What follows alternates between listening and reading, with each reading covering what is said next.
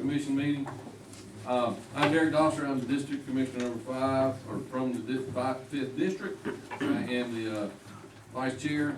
Our Chairman, Todd Hickman, is out of town tonight, and so I'll be presiding over the meeting. If you wouldn't mind, let's start by saying a prayer.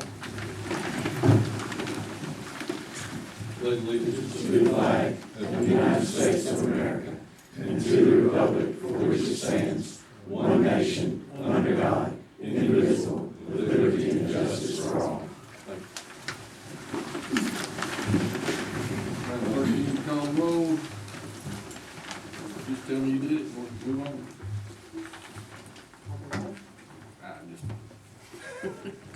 Everybody's here supposed to be here?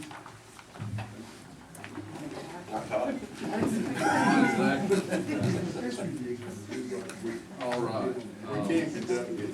Yeah, there we go. We got it. The chairman's report, Todd didn't leave anything for me to report, so we'll move along. And the next one on our agenda is our Industrial Development and Business Authority report. We'll just ask Executive Director Ian to come speak to us and tell us what's going on and things we need to consider. I hope y'all are doing well tonight. I didn't know I was gonna be first right out of the gate. But one of the things that for me, I'm passing out something that you probably have seen before. It's just a little bit antiquated. It's a map of Madison County. And the reason that I'm passing it out is because yes, we are on map, and yes, this is it. But this map was printed in 2007. One of the things that when I start looking at what's going on with the Development Authority, y'all will have to tell me how long you want me to talk, because I can talk all night. I know our fans out here will get tired of me in a short period of time. But for me, one of the things that you probably have noticed around the county is we're doing a lot of work to map our facilities on the water and wastewater system in the county. And I saw Brennan Beard here all over our area working on the 911 system and what's going on with it. And then one of the things that I want to plant a seed tonight, and hopefully with the acting chairman's help and some others that understand a little bit more about the capabilities of technology, with the global positioning system and GIS mapping system, I think that we would be far ahead of the game to work to coordinate some of our different areas in the county to facilitate better maps and better mapping and do that. And I know the reason that I brought you this one is this was done by the chamber 14 years ago. And when you open it up, if you looked at it, you'll notice there's a grid system consisting of letters and numbers that kind of tell you, okay, here's where you are. Pretty good way to do a map. Some cartographers spent some time doing it, and you know, it's a workable map. Today, I brought, and I kind of want to give you a little update on where we're at, but one of the things, that dark line that you see on this map right here is about 35,000 feet of 12-inch water line, in case you hadn't written up Highway 106 or Rogers Mill Road. We've got 3 different crews working all the different spots up there, doing a project to lay that 35,000 feet of 12-inch main. They will be a huge benefit to our distribution system, connecting more north-south. But one of the things that I try to make sure is that we look at where we are today, and that's why you want to look and find your map, but also where you want to go. One of the things that we've been challenged as the Development Authority to do is to provide water and sewer service to the residents of Madison County. And you know, and I know, that's a worldly task that will take decades to complete, to get them throughout all of Madison County. But one of the things that the payback to the citizens is fire protection for having a water system that reaches into all the fire districts. Right now, this gets us brought back up to the intersection of Highway 98 there at Rogers Mill Road with a pretty good sized line. What we would like to do, and one of the things that I want to food for thought, is, you know, but with the rescue plan or the federal funds that are coming to the county. I know there's been a lot of talk about providing broadband, to different parts of the county that are unserved or underserved, working with some of our partners on that. And I think that's an admirable task. One of the things that I am talking to some of our partners in that as to how you would structure a deal so that you're taking public funds and putting into a private investment. That's a little bit of a worrisome for me. Now, many of y'all know I think all of y'all know I wear two hats. So we have to be cognizant of the fact that that would probably be run through the Development Authority, how you would structure a deal like that, because you're working to improve a private enterprise, and that's where we do share a great attorney, Sydney, that's here tonight. But I want to make sure that you understand that's a challenge there. One of the things that's real easy for us to do is say, hey, we're going to take those funds and we're going to improve fire protection and water service to the residents of the county. And so I would encourage you to look at that. Along those lines, when we talk about the water and sewer system, I've been contacted recently by a developer that's looking at a multifamily apartment complex right on the Clark County line, right there on Highway 29, just below the Veterans Administration building. And the reason I bring that to you is, the Development Authority was created back in the 60s to bring jobs and investment into the county in the way of industrial basis. And, when you're growing the jobs and tax base in the county with the commercial industrial growth, that's a wonderful thing. Somewhere in the last couple of decades, the Development Authority contracted with the Board of Commissioners to run the water and sewer system. Currently, we have a wastewater plant that's about 20% capacity. In case you didn't read the paper, I know Marty's here, so she'll be reiterating that, but we run at about 20%. That gives us some capacity in a small plant that sits right there on 29, said in the Dogsboro area. Unfortunately, that plant sits at the very top of a hill. We don't have any gravity flow customers. One of the things that would happen if this multifamily project came to fruition and they were a sewer customer, said that would fill or overfill, we'd have to expand the plant, expand the wastewater plant, just to meet the 255 houses that were proposed. To me, is kind of an idea.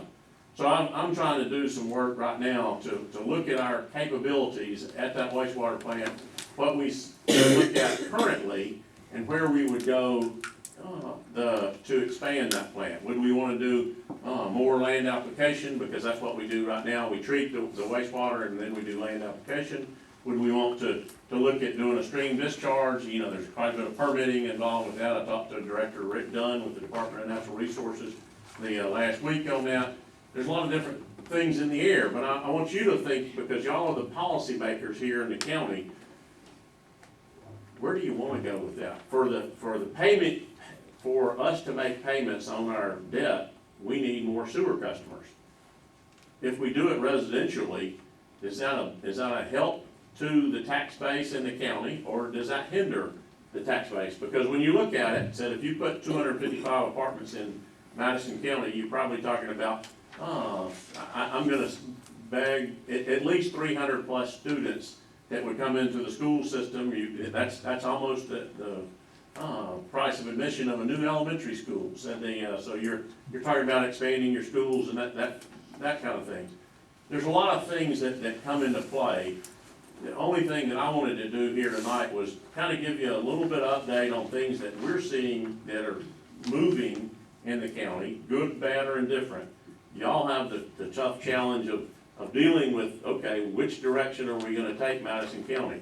When we start talking about improving infrastructure, that's okay. We've got federal funds. The federal government seems to be printing money at a rapid pace. We don't wanna miss out. We wanna improve life for folks here in Madison County. That's what we're all challenged with, making life better for people in Madison County. That said, when I look, okay, where will we go with that? Will we expand our water and sewer system? Will we expand internet service? Those are things that I'm happy to talk with y'all one-on-one at any point you want to. I do want to thank y'all for your work to appoint Ms. Jean Mullis, the district manager for Jackson EMC, as a new board member on our board. As a matter of fact, she's gonna be punished tomorrow by spending about half a day with me to get indoctrinated to some of our activities with the Development Authority and some of our operations. So have her blessings with you tomorrow. But for me, I think there's some opportunities that when we start looking at the growth of the county, I would encourage you to think seriously about what we can do to better map and facilitate our infrastructure. I know when I sat down with our road superintendent, or public works director, excuse me, Alan's the public works director, I think. You know, one of the things that he doesn't have a good inventory of what's going on with his features, culverts, those kind of things on the roadway system. You look at right-of-ways, and there's a lot of things that we can do. I know Ms. Fortson and I had talked about her needs in planning and zoning on mapping and we see parcel splits happen in the tax office, and I'm really proud to work with Cameron. He does a little bit of mapping there for the county, but there's not a coordination between all the departments, and I think that's an opportunity. So I'll talk as long as you want me to, Mr. Chairman. Said I give you the whatever questions you want, but I know this crowd behind me didn't come to hear me talk about the Development Authority and what's going on. So Well, don't undersell yourself, Frank. No, I appreciate the update. I think it means a lot coming and letting us know what's going on. Does anybody have any questions or comments or for Frank? Thank you, Frank. no, thank y'all. Said I'm happy to come as often as y'all can stand it. Said one of the things, spent 20 years in the local government management business, and I always hated to go to county commission meetings. I don't know why, but they seemed like the worst ones. So I applaud y'all for taking the ball and serving in your community to make it a little bit better. And if there's no other questions, then Just one statement, as we move into comprehensive plan work, hopefully this summer, IDA needs to be involved. yes, sir. Said we very much so want to be involved in that process. And one of the things that we fund a good bit of the chamber, and I know the chamber wants to be involved and the activities there. And that's one of the things that, for me, I see our county working together. One of the things that there's hiccups along the way, but, getting a plan and working your plan is what makes us successful. And so they don't come without challenges, and I know y'all get to deal with a lot of those. Thanks for letting me be here tonight, and anytime you want me to come back, y'all just let me know. Thanks, sir. You gave us some good points to think about. Maybe some efficiencies in the county, some mapping needs. How we want to spend some of the rescue money and of course the compost. Good stuff. All right. Moving on to number 3 in the agenda. Cap.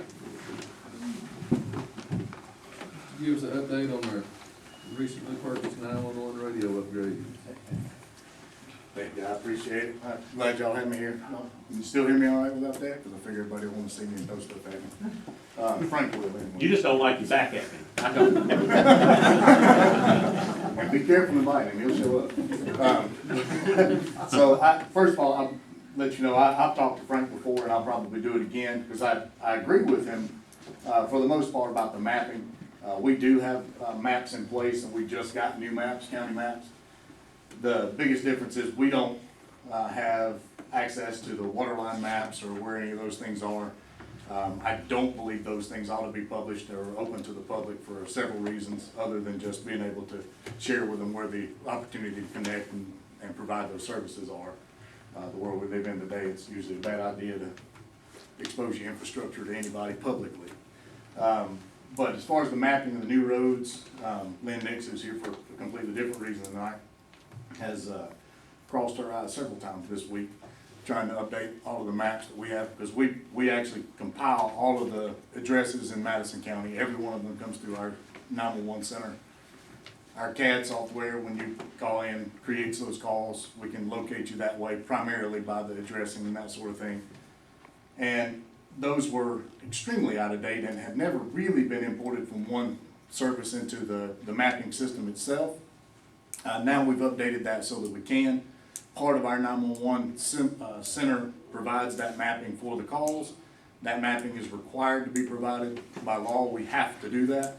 I think if we can work together with some of the tax assessors and with IDA, those should be layers on that same map, so that we all have access to that information.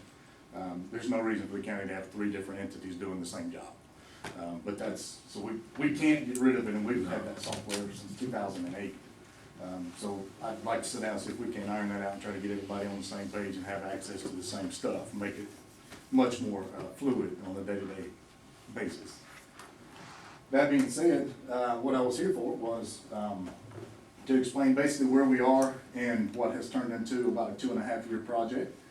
So the update that I'd like to give you is pretty simple, except for some testing and some tweaking of some of the systems we're done. We have worked with, specifically with Jason Austin and some of Mark Perry and some of the Harrison Chief Jackson and Rodney and Ron, with several of the EMS folks, with Bobby, with all of our folks, Motorola. We've done, I can't even begin to tell you how many times I've said, hey, we'll be back in a minute, we're gonna go check some things. So we've torn out, merged, took out sections of old stuff, replaced it with new stuff, turned all of that into a system, and right now, except for painting and cleaning up the draft, just unbelievable mess in our building, we're done. We have some tweaking left to do, tying the old system to the new for the purposes of keeping the pagers up and running like they always have. Right now they work fine. We're looking for a couple of little pieces that will keep those tied together permanently. So that's where we are on that system. I'd like to tell you too that it has been a blessing that we have an electrician by trade on the county's building and maintenance staff, TC Ledford. If I had to pay an electrician to do all the stuff that TC has come and done in our building in the past 6 months, the county would be over budget.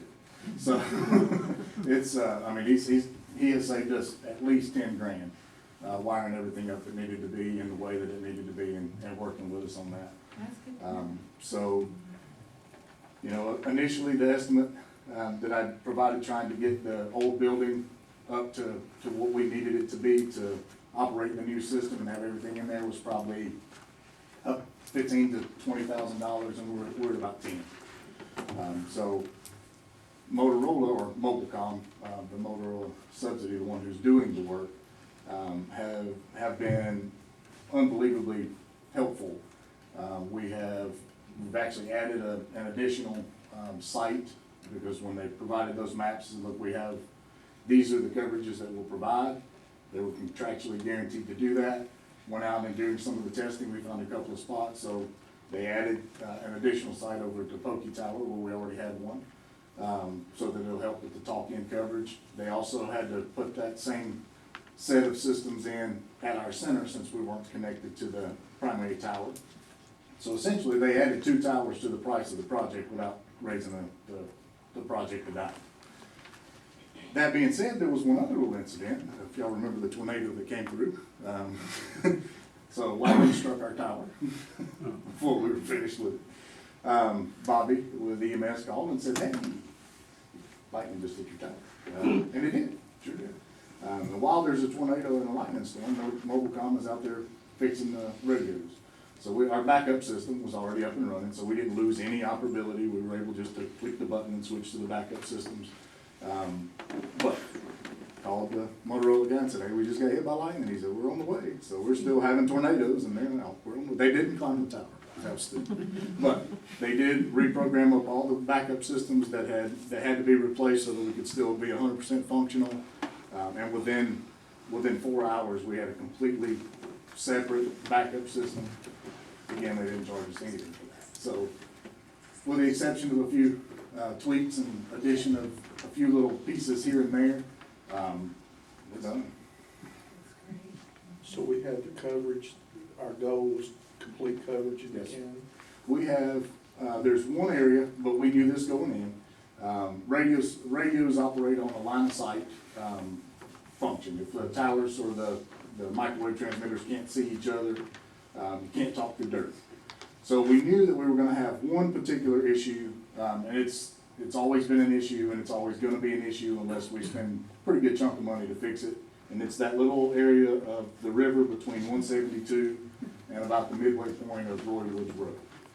The car radios will talk out 100%, you'll never have a failure there.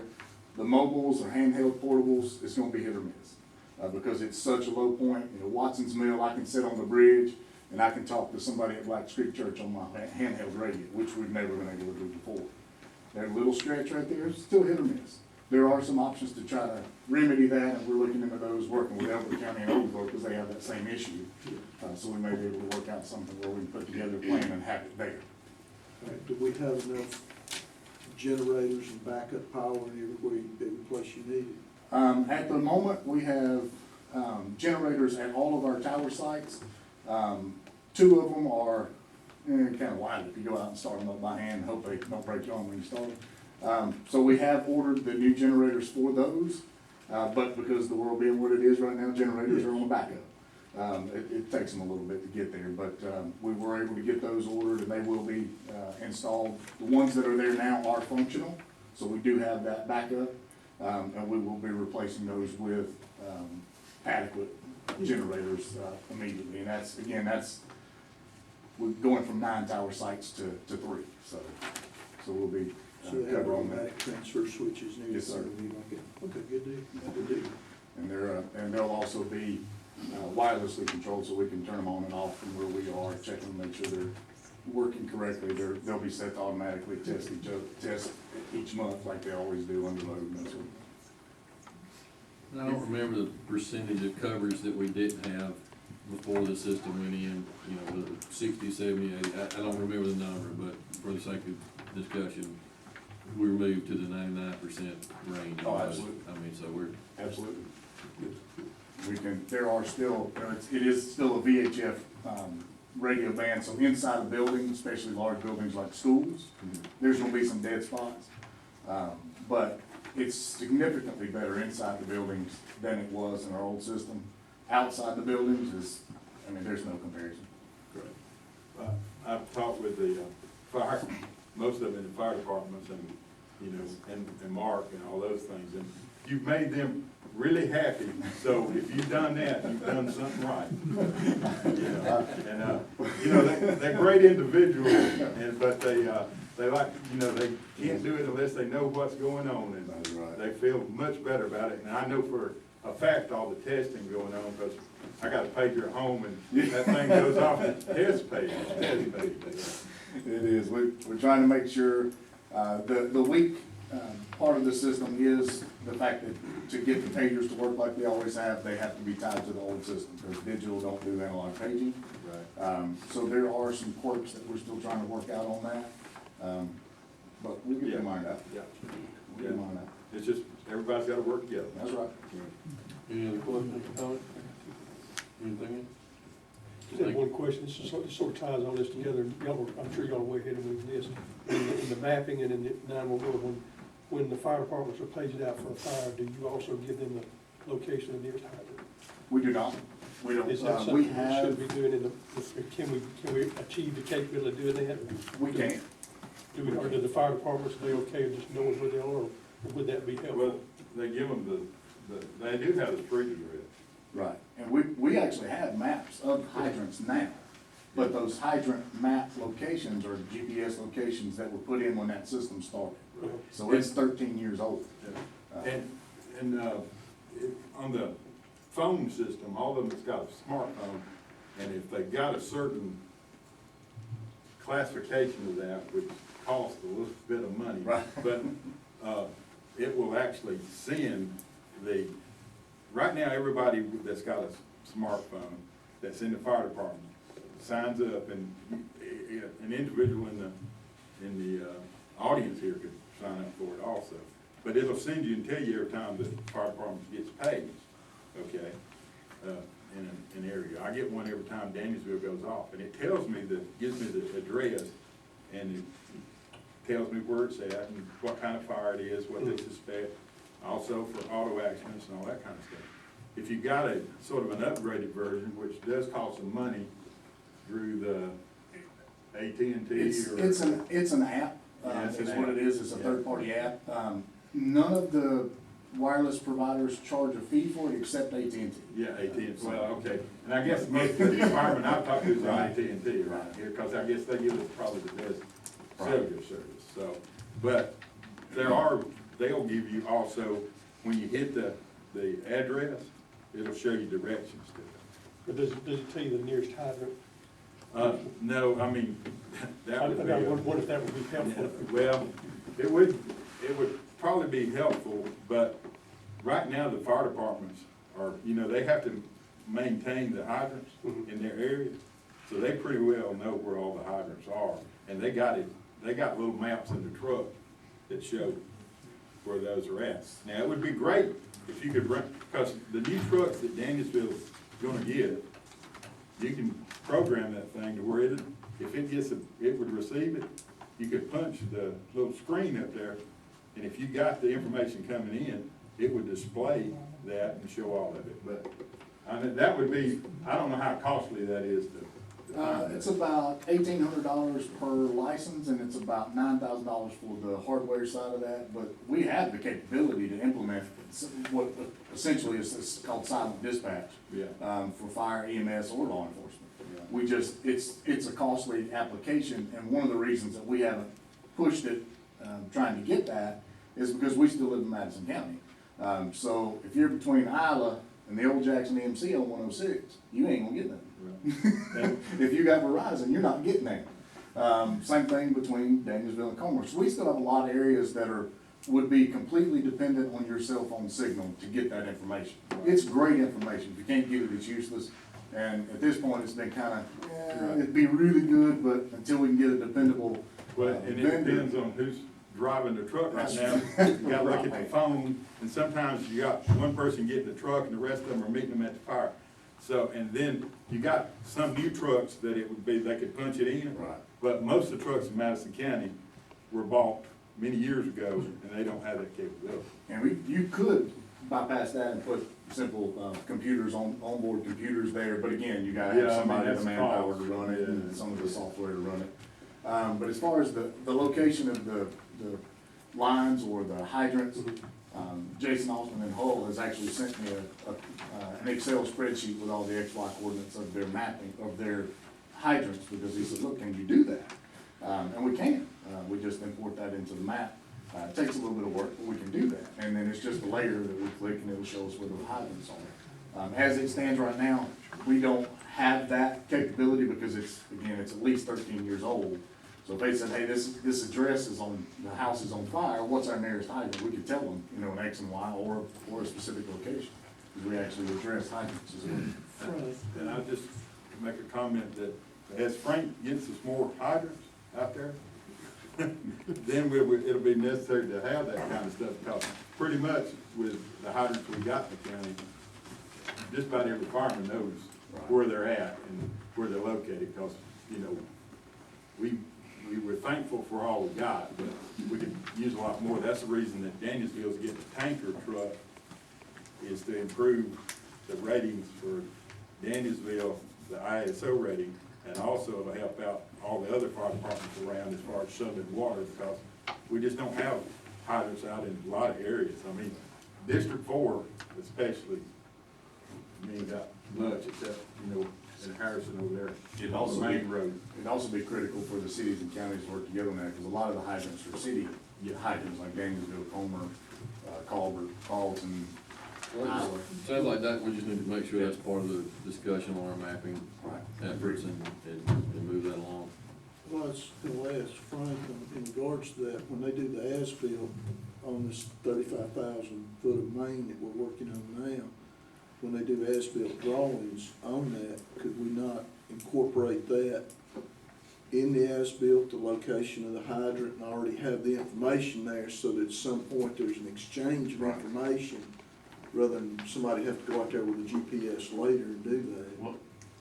What we actually do is we GPS all of our valves and hydrants and meters, so to have it within 3 feet of where it actually sits. So your accuracy on it, we don't need survey grade accuracy, but we need to know about where it is. And the main thing that we do there is we photo index out.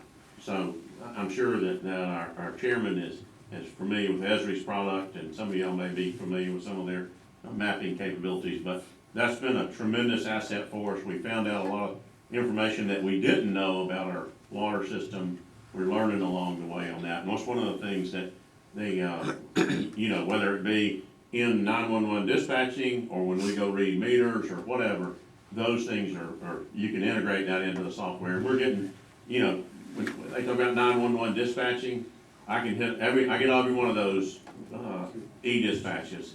And any of those dispatches I hit a button on my phone, have my phone up there, and I can drive to the location. So that's a great feature that they're doing right now.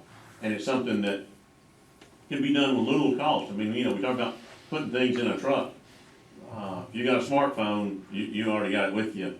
They got a place to set that up on a dash somewhere that they can be driving to that location. And Google Maps is doing a good job. And I tell you, because I wear, well, and because I wear two hats, one of the things that my role as in the Senate, I chair the Senate Transportation Committee. And that gives me access to a lot of data and a lot of maps and a lot of resources that the state has. Matter of fact, I've gotten topo maps for the county, a lot of other things, but for me, you know, we work with our partners, whether it be whoever you want to name, and if you don't like Google, if you want to Esri, whatever, but I'm happy to work with any of the departments and bring some of those state resources in my role as your senator. Well, the reason I say boo to Google is Lynn might thump you in the ear to, when you say that. At least twice a day we get a call that says, my address don't show up on Google Maps. Well, they're a private company. Until they send a little car out and do the woo-woo and take pictures, your map, we don't have anything to do with that. In actuality, there is a procedure where you can correct, send in a request to correct to Google, and Yes. and I can put you in touch with the folks at Google will do that. That's Because we create those addresses and then we push it to the MSAG. They take it out of the MSAG and then they send it back to the county. And that's boo. well, all your phone providers, you pay probably $100,000 a month for the MSAG data that you've generated to give to the phone company for them to give it back to That's you correct. when somebody makes a phone call. So Yep. it's not the most effective way to do things. But We appreciate the update. Thank you. Thanks, sir. Appreciate y'all. Thank you. Thank you. Come sing it, Frank. I have my lunch. It's just water though. Next on our agenda is, an update from the animal shelter. Andrew, come talk to us. All right. Thank you guys for having me. Just wanted to talk to you guys about an opportunity that's arisen. I've only been with the animal shelter since October. So I've heard rumors of everybody wanting a dog park for Madison County. There's an opportunity to apply for a grant that closes at the end of June to help, raise funds for this opportunity. And so it's something that the animal shelter, we are more than happy to apply for the grant. And I know we've got a lot of land right down our driveway that we'd love to put to use. It'd be a great place for a dog park. There are a couple of kinks that we're still working out, like when you drive down our driveway, there's a gate that we close at the end of each day. So when it closes, when we leave, technically you don't have access to the dog park. But that's, just moving the gate and whatnot. It's the same grant that Oconee County applied for, and they actually got, I think it was 2018. And they got $25,000 for it, so it's pretty well funded. And I don't know if y'all have been to the Oconee County Dog Park. The layout of it's actually really nice. We've got 3 different dog parks with a sally port, let you enter first, let your dog off leash, and then go into the dog park of your choosing. And there's an awning. And so I think that is very simple to mirror, except their fences are yay high and dogs can jump over that. So I'd suggest raising them to 6 feet, but that's an easy fix for that. But it's just an opportunity for us. Are there any required matching funds for that grant? And not that I can tell. It's pretty simple, just basic. Put in your information. It's Pet Safe Bark for Your Park grant, and is one page, you submit it online. They really like advocating for counties that don't have dog parks. Like Clark County, they've got 3 or 4, so they wouldn't be a good candidate for it. But Madison and Overport counties definitely are. So, are you aware of any contractual requirements that go along with it, behind, So the only contingencies are, we have to do advertising for them, and we have to have pet safe in the name of the dog park, but that's pretty much it. So, will it require, so is it one of those things that where the public just comes to the park and they take their dog and we don't have to have any individual on site or anything? No, sir. No, sir. There are some dog parks, like in Atlanta, that offer, people to, if there's a dog fight or something, that they are the ones to step in. But for the most part, dog parks are, self-sufficient. The owner kind of takes responsibility for it. About annual maintenance expectations. I'm sorry? Annual maintenance expectations, maintenance upkeep. Not that I can tell. I don't think there's a lot of maintenance. Of course, you have to, come in, cut the grass and whatnot. Insurance, we've kind of already talked to the insurance company, and it's only $100 more to put it on our insurance. So I don't think there's a lot of maintenance. I do know that there's, and don't quote me on it, I think that there's, we can't build a new building on that property because of what it was previously used for. And so the only other kink to work out is how we're gonna get water to the dog park, which, we could, not ideal, but we could carry buckets out there, each day for them. But other than that, that's the only things that I can think of. Dog parks are pretty simple. Fencing, shade, water. is there any specific action that that we need, would it help the application, if we have a resolution for, I'm trying to figure out what we need. It sounds great, and I support Yeah. that, don't get me wrong. We I'm just, did provide That's what I thought. Okay. Letter of support. Provide a letter of support. Yeah, I don't think there's anything further, since we kind of knocked out the insurance thing and then the letter of support, very quickly too. It's just, if there's a better location that we want it, like, it doesn't matter where it's located, it doesn't have to be at that, or on our property. It's really up to the best location for it. So if y'all want to move it, we can still apply for the same grant, it just doesn't necessarily have to be on our property. So it's really up to the powers that be that wanna do it. I think, go forth and conquer it. Yeah, Sure. All right. Thank Well, you. y'all have my contact information, so if you need anything further from me, just feel free to reach out. Thank you. Thank you. Moving on to, like the bulk of the meeting tonight. Thank y'all for letting us get through some of those reports. Hearing and zoning matters are next on the agenda. Mr. Moore, you gonna walk us through? Absolutely, sir. But before I begin, I'd like to thank the commissioners for filling 2 slots on our planning and zoning commission. It's the first time in probably a little over 2 years that we've had all seats filled in that commission. And Lee Mitchell and William Swift, they hit the ground running, and they're a welcome addition, bring a welcome experience, and have some good ideas already in the couple of meetings that they've been to. So thank you for that. Okay, the first rezone request is Susan and Michael Holcomb. They're requesting to rezone their 4.09 acre property from A2 to R to subdivide 2 acres off for their daughter. Property is located on Stratton Mill Road, in map 32, parcel 78 in District 3.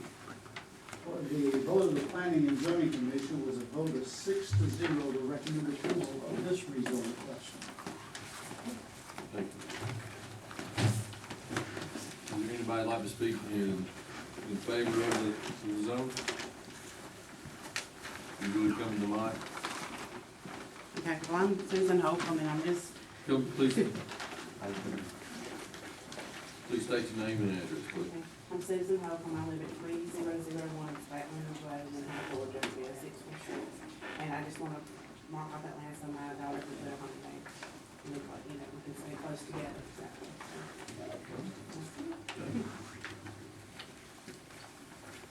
Anybody like to speak in opposition to the application?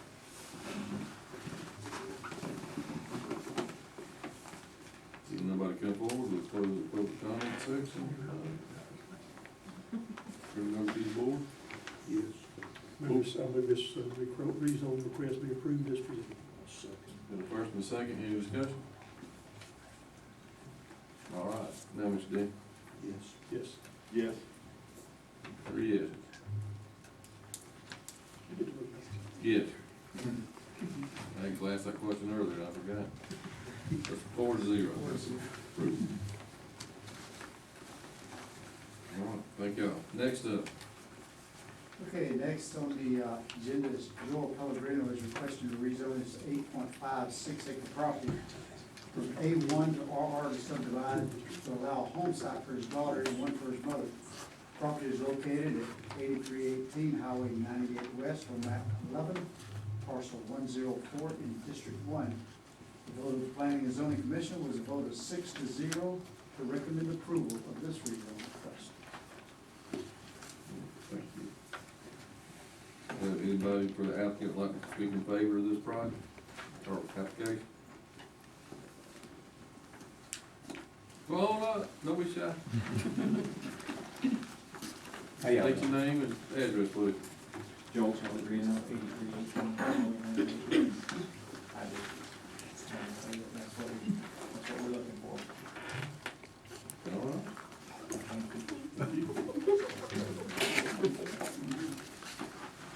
Anybody want to speak in opposition to that application? No one coming forward, we'll come back to the board. Make a motion, this application be approved for zoning change. Second. Motion second, any discussion? Roll, Mr. Perry? Yes. Yes. Yes. Yes. Those approved?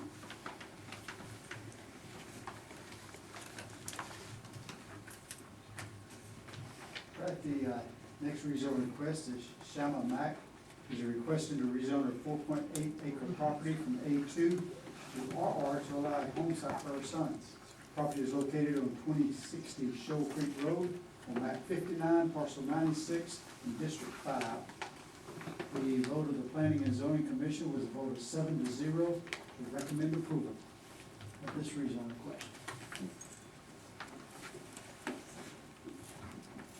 Anybody like to come speak in favor of the application?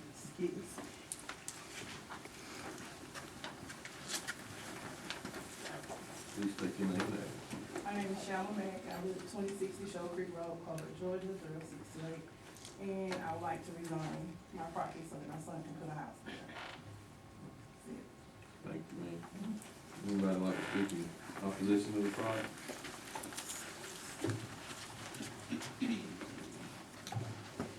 Hearing none, we'll bring it back before the board.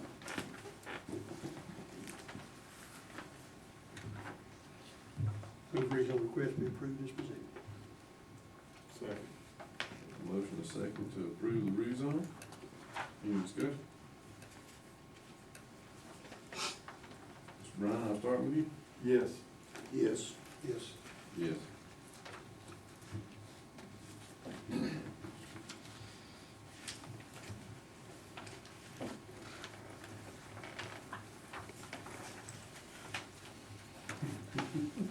Okay, next rezone request is Diane Cottle.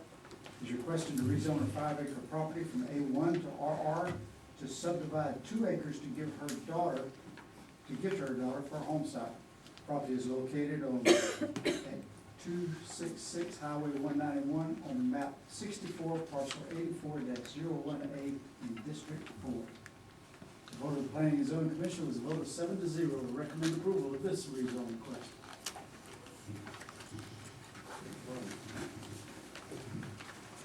Anybody like to speak in favor of this application?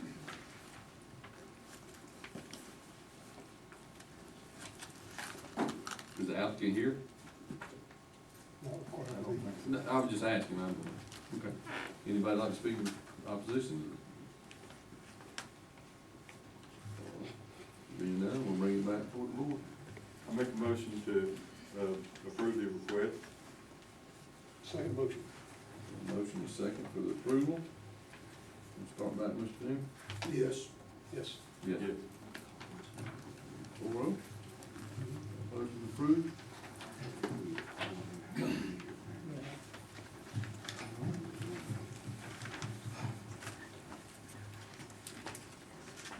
Okay, next rezoning request is Catherine Wilkes. She's requesting to rezone her 12.63 acre from A1 to RR to subdivide the 3 homes on the property. Property is located at 1216 Martin Griffith Road on map 16, parcel 78 in District 1. The vote of the Planning and Zoning Commission was voted 7-0 to recommend approval of this rezone request. Existing homes, correct?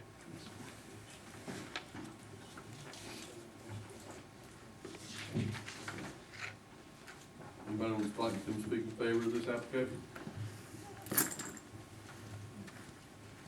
And then next, I live at 1221 Griffith Road. Catherine's my mother, she's not able to be here, she's just wanting to divide the property up since my father passed away to give it to me and my brother and sister.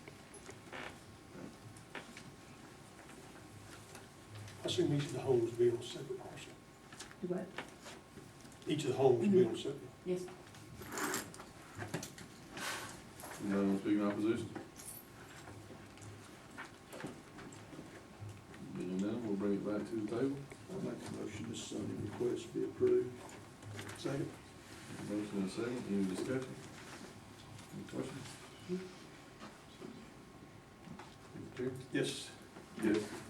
Yes. 4-0.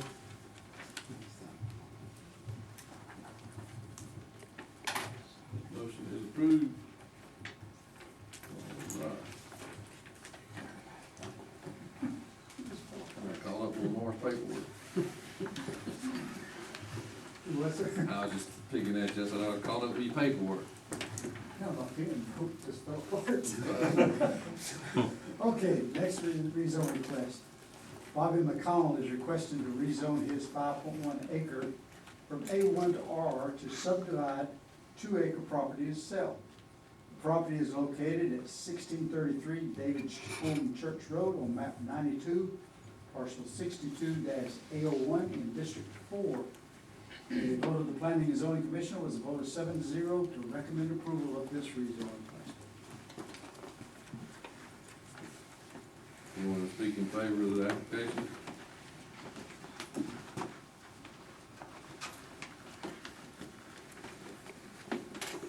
My name is Bob McConnell, I live at 1633 Davis Home Church Road, Homer, and I would appreciate your approval of this variance to allow my son's in-laws to build a home on our property so they can move out of his basement.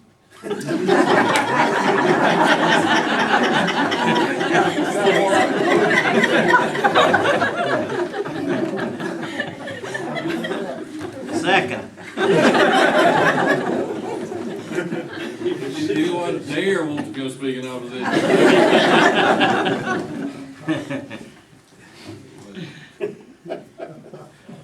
Seeing no one come, we'll bring it back before the board. I make a motion that we, approve this, so this man can, Quickly. be a happy family. We got a motion Second. and a second. Any further discussion? Mr. Brown? Yes. Yes. Yes. Yes.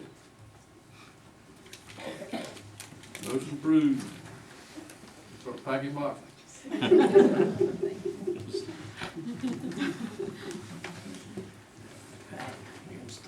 The next rezone request is Michael Price. He is representing the estate of Barbara Price. He is requesting to rezone his 11.25 acres from A1 to RR so it can be divided into 3 parcels. Property is located at 2095 Brickyard Road on map 84, parcel 82A in District 4. The vote of the Planning and Zoning Commission was a vote of 7-0 to recommend approval of this rezone request. Anyone here would like to speak in favor of this application?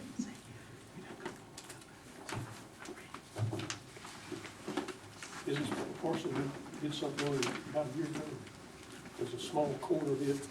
It was similar, I was thinking it was the same name. I don't think so. Okay. Maybe that was an adjacent property. Seeing no one, anybody want to speak in opposition, is there any opposition to the application? Being none, we'll bring it back to the board. Make a motion to approve. I'll second the motion. We have a motion and a second for approval, any discussion? Questions? Seeing none, I'll send it back to Mr. Denny. Yes. Yes. Yes, yes. That motion carries.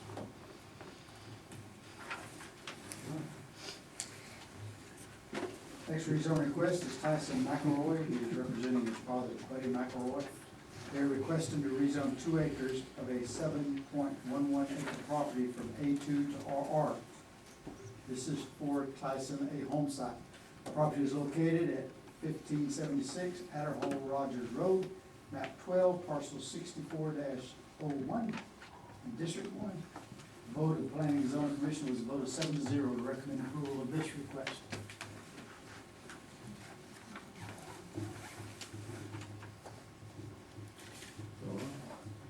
Anybody like to speak in favor of this application?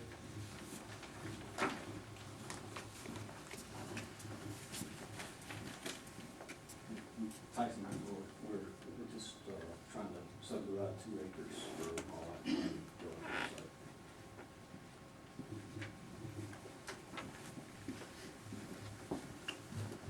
Any opposition, anybody want to speak in opposition to the application?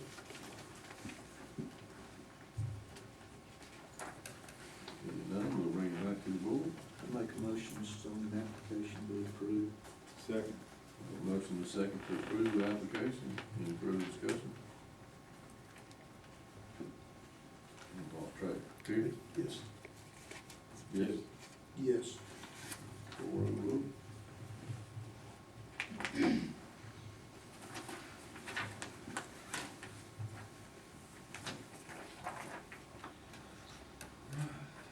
Next rezone request is Zachary Hightower. He is requesting to rezone his 3.53 acres from A1 to B for his poultry house spraying business. Property is located on East Commerce Road on map 2, parcel 40 in District 1. The vote of the Planning and Zoning Commission was a vote of 4-3 to recommend approval of this rezone request with the condition that if Mr. Hightower sells business or anything like that, it remains an agricultural business use, and it also be landscaped according to the zoning ordinances in our planning and zoning ordinances. That was a vote of 4-3 to recommend approval of those conditions.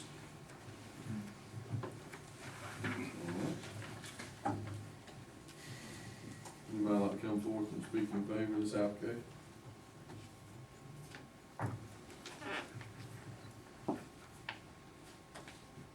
Anyone come forward, we'd like to open forward, anybody who comes speak in opposition to this application? Please come forward, state your name. Address, please. My name is Lynn Hicks, I live at 334 East Commerce Road, which is directly across the street from the business that we're talking about. And I don't know, did all of y'all get a copy of my email today stating officer, so I don't need to read it point for point, but what I would like to do is say that we have several issues involved. The road conditions there, the road's very narrow, it's very hilly right there. We've already had accidents all the time there. We have people running up behind cars, almost rear-ending them and several things like that. This happened there. The road's not wide enough, it's not heavy duty enough. There's no way a business like this could generate enough tax money to repave the road like we need to do to make it ready to carry it. There's a business activity is pretty intense. There's big tractor trailers. There was one there this morning for several hours. There's A lot of noise, lighting, large trucks, big lifts, and lots of vehicles that start early in the morning and go throughout the day. In my opinion, it's non-compliant because while it does sell a product to farmers, it doesn't produce any agricultural product. It simply receives chemicals, warehouses them, puts them on the truck and carries them out and sprays them in a chicken house. And I was on the tax assessor board, and I could see some problems with calling that an agricultural activity, because it's not, if that was a 10-acre tract, then they'd be eligible for putting it on conservation and everything else, and we're not talking about that. He's talking about changing it to a business use, and a business use, we have no enforcement mechanisms to back up and if it changes. And already it's being turned down because he can't build enough buildings on that property to make it where he can operate on it. Well, if he changes it to business, he's gonna add more buildings, he's gonna add on to the building that's there. He's already gonna put we said he's gonna put a mechanic shop out there. If you change it to business, that's gonna mean he can go right up to the property lines. If he don't have the 3 acres, he don't live on the property, so it's not a contingent property for him to say it's part of his agricultural business. It's not while it does sell the agricultural product, so do Walmart. They sell cowboy boots, and if they was to put if they want to call it an ag business, I guess they could put in a fertilizer plant over there. I don't know where the end of this is, and I think we have a lot of problems with spot zoning property. If we do one spot right here, and then the next guy over here wants to put something, then we're suddenly we're in a business district and not, an agricultural residential district.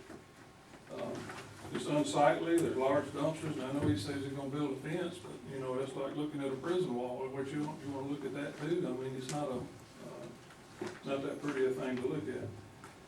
There's low lifts, there's large gravel lots, all that was started before the zoning permits were given. So, I mean, it's graded up to within a foot of the property line on one side, and I don't mean just scratched off, I mean, it's cut down, way down. There's been tons and tons of gravel hauled in there and made a huge parking lot out of it.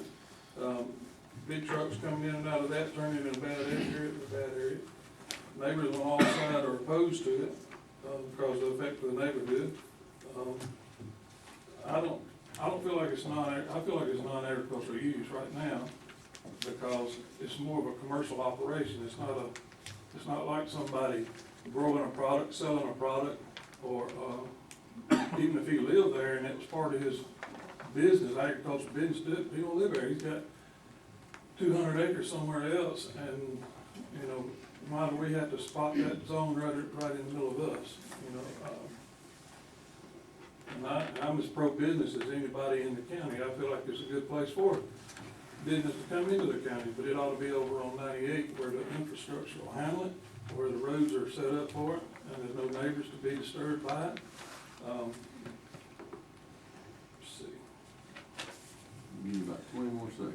There's also a washdown area that looks like coming in down at the bottom that we're real concerned with. If they're washing out trucks, what's the runoff of chemicals and all that kind of stuff on it. But I appreciate any consideration you'd give to dismissing this request and denying. Thank you, Commissioner. Lynn, how long ago was it you operated Superior Supply? Pardon? How long ago was it you operated Superior Supply? When that you, who was operating? That was Rick Hayden. Rick Hayden. And I'm pretty sure that was a non-compliant business as well, because Well, that was agricultural pre-zoning. That was started before zoning. Well, I'm sure it was. I mean, it was built on agricultural property, and I'm sure knowing him, it was probably just something he went in there and did, didn't ask nobody no permission, and never was any hearings or anything. And plus, that would have been a business that he lived on contiguous property. The only thing separating that property from the rest of his farm is Cody Fowler Road. So it would have been eligible for conservation under contiguous property on that. But now it's been sold in a 3-acre tract, and the guy don't live anywhere near the property, and then we're gonna have a business right there in the middle of it, which makes me question the agricultural activity altogether. Thank you. Anybody else want to speak in opposition?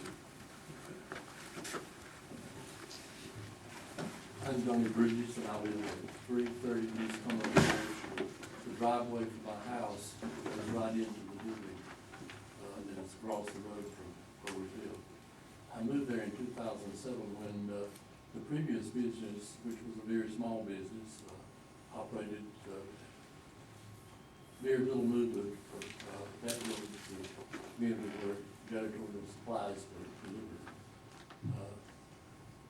I knew the community well because my daughter and her son, her husband, Dick's, shared the same driveway as we share. It's a bad situation because when I go out to the end of the road to turn either way on East Commerce Road, you have to sit there for a while to make sure that you can see all the traffic that's coming. If you're coming from the right, there's a dip in the road and you can't see any part of the car. Many times when we're there and we sit for a while and pull out, somebody's on our back end before we get to 98. My daughter also told me that last week she pulled into the drive coming from Commerce, stopped on our driveway, and a big 18-wheeler was sitting there waiting to turn in to the other side of the road. Cars were trying to come around. If a car came around, they couldn't see the car that's in that hill.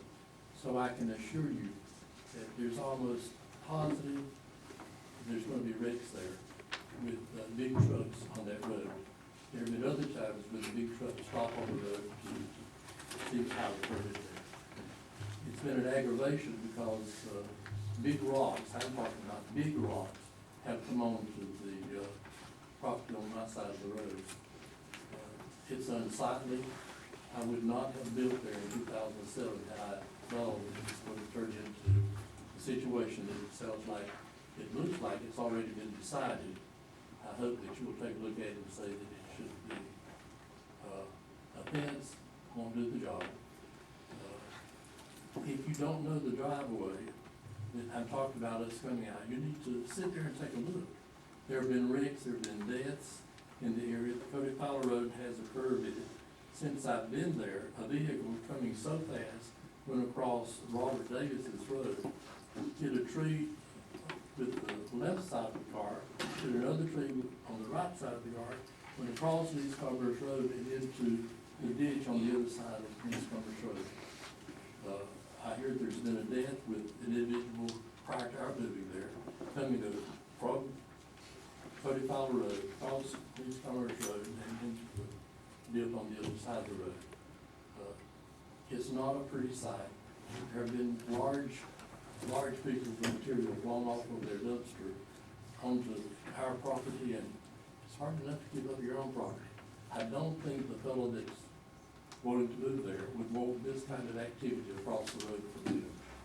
So I would appreciate your saying no to this particular activity. Thank you for your comments. Anyone else want to speak in opposition?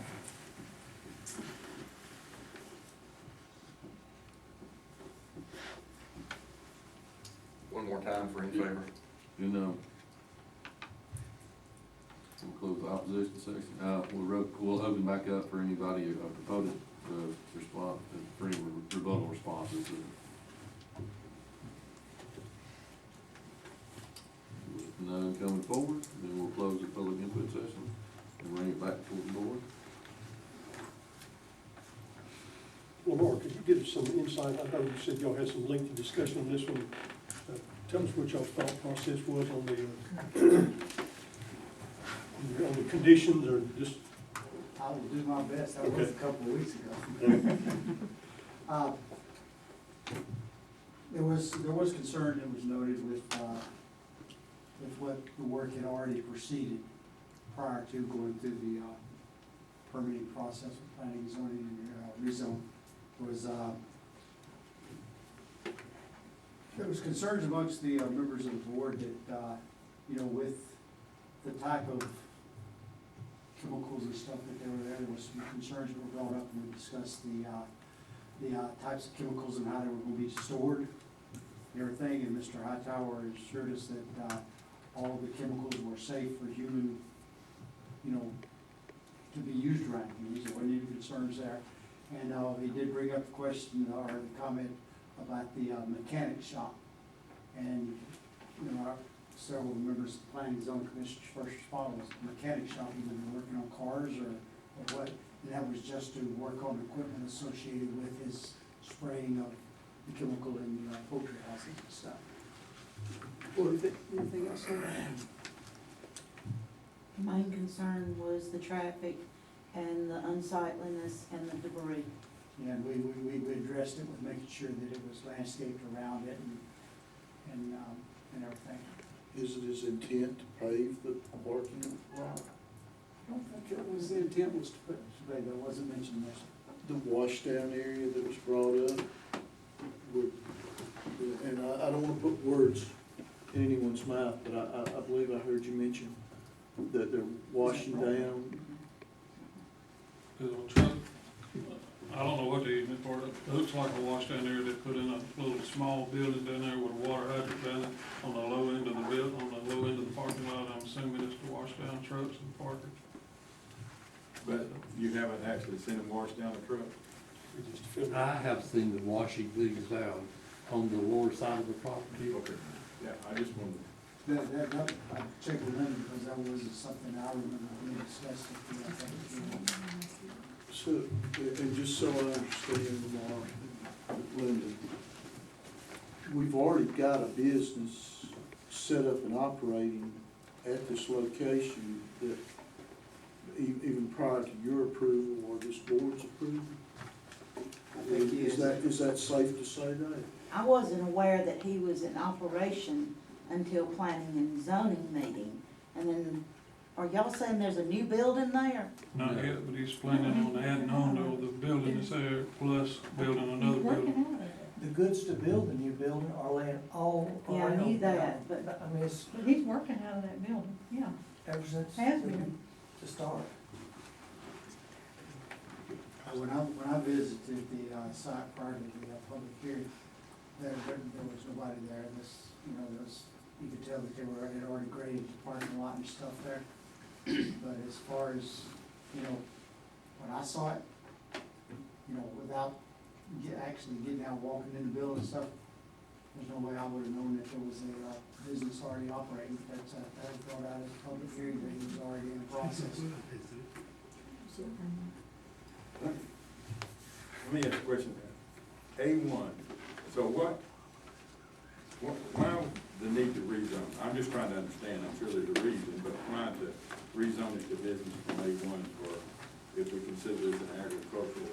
Maybe one business. Yeah, if this is considered an agricultural. I believe it was allowed him to add an additional building. That was. He would have to go to business. And to me, it was in a gray area, whether it's an agriculture business or whether it is a business. Okay. But the building that's there is grandfathered in. So he wanted to add all this other, and he could not as a grandfather. So he had to go through a rezone of something, in order to change the grandfather status. Good, I just wanted to understand. All right, let me ask you, well, you can go ahead. No, that answered my question. One of the questions I came up with in my mind, and for those of y'all who are here in opposition, I'm a little concerned about the putting a B right there, just to meet the needs of that. I mean, that kind of rubs me a little wrong. But at the same time, is there an opportunity that there had been a business operating there before? Even it may have been pre-zoning or whatever, there had been a business operating there before. In your mind, would this operation meets, and I agree with Linda, this is kind of gray area, but would it qualify as a farm-based business? And if so, could he be allowed to operate without the rezone occurring? And the second part of that question would be, although the lot size itself is not conforming as an A1, with it already being an A1, can he conduct A1 activity in there, which might include additional structures? Even though the parcel is non-conforming, but could the use be conforming to A1 in a non-conforming parcel? So as I recall, and I'm sure Linda correct me if I'm wrong, answer the second one first. Okay.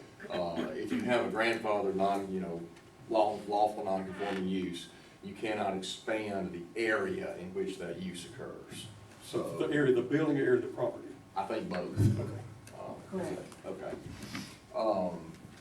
So the first one, so the term agricultural and agriculturally related products, wholesale and retail, under the A1 classification has always been interpreted the way Mr. Hicks said, it's actually agricultural products.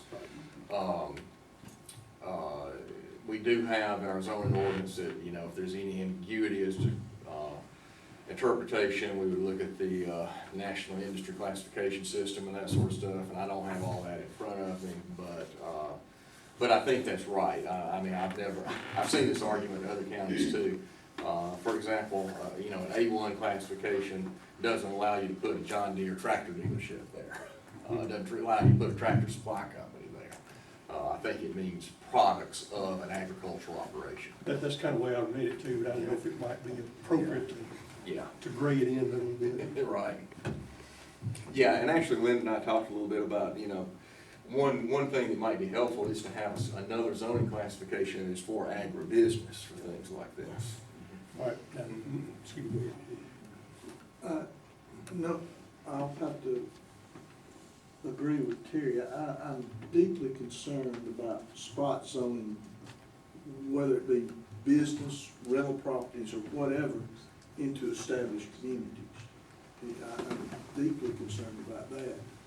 On the other side of the coin, though, I'm aware that, literally within sight of this business, and Madison County doesn't require business licenses, we all know that, but there's a grading contractor within sight of this parcel, literally.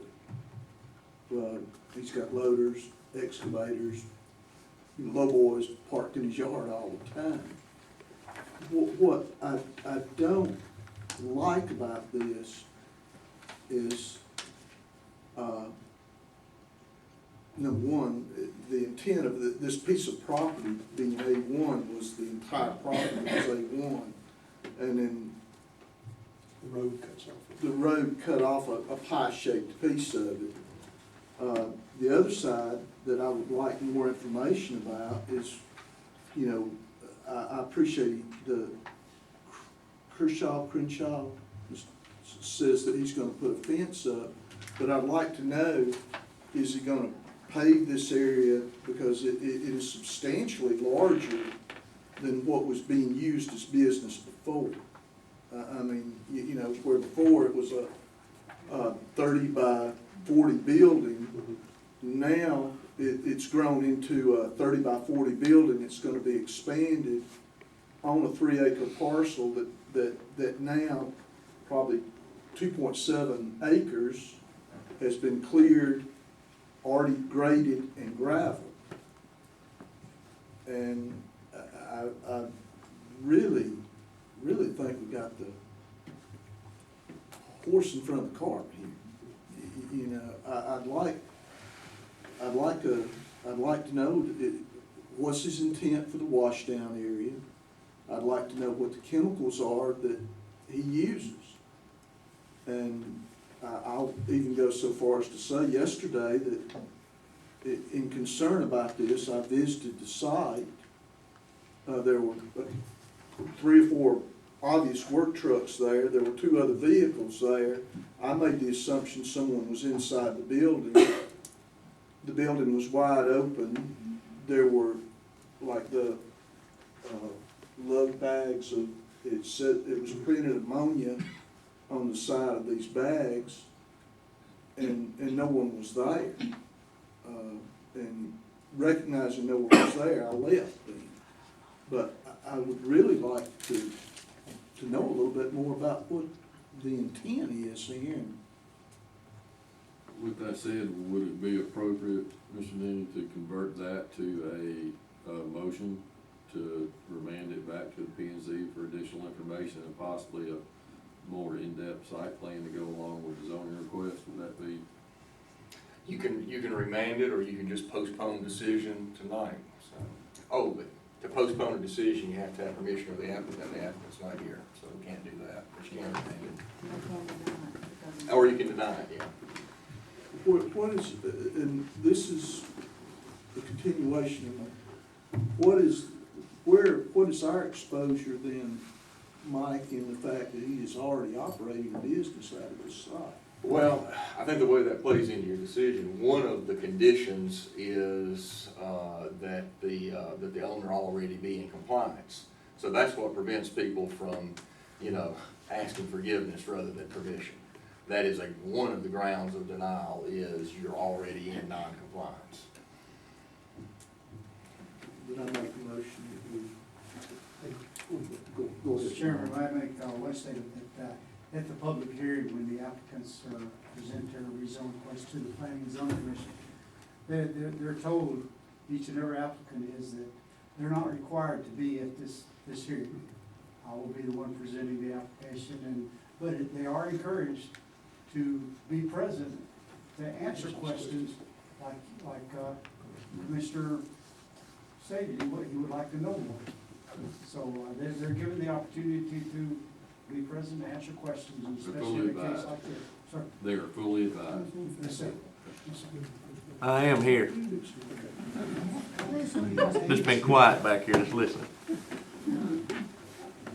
Let me,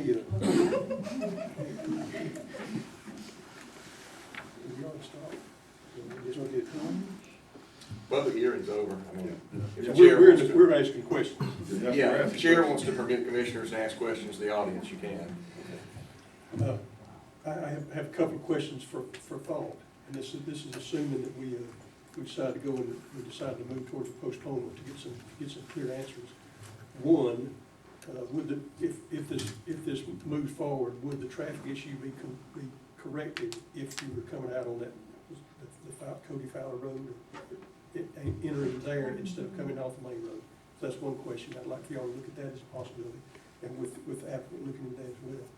And the other thing, Linda, as you and the Planning and Zoning Commission look into an ag business classification, how close are we to presenting that for the public hearing format? And would it be appropriate for us to consider this application as a potential fit into an ag business, which in my mind would be less offensive than a business zone here, with an ag business, and potentially allow the applicant to continue operating at a given level without expansion until that occurs. We've only had, just discussed it in our last business meeting, so it may be a couple of months down the road before it's actually voted on by the P&Z board. We're just in the talk of trying to come up with the new classification. So we're not within a month. No. But in your thought process on that, and in the process you've been working on in your mind, would something like this fit into an ag business? It very well could. Okay. I didn't mean to interrupt you. Because it would be a different classification than what's in an A1 zone, what falls under there. That would be, yes, what is done on that farm, what is raised. This would, Farm-based business, that's the way it sounds to me. yeah. So, Mr. Hightower? Yes, sir. Mr. Hightower, so you're, couple of things, and we can ask questions here now. The presiding officer says so. You want to come forward, sir? Yes, sir. I'm going to allow you to respond directly to him. You had your chance to talk earlier, so.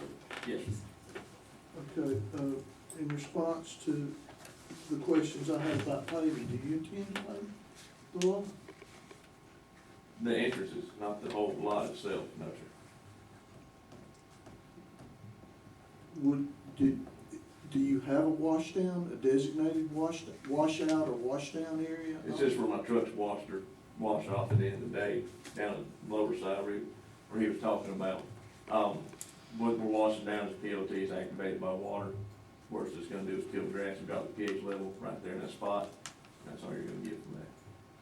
So you're washing down inside and outside trucks? Just outside. Outside? Yes, sir. You're not washing, you're not cleaning tanks out? No, sir, no, sir.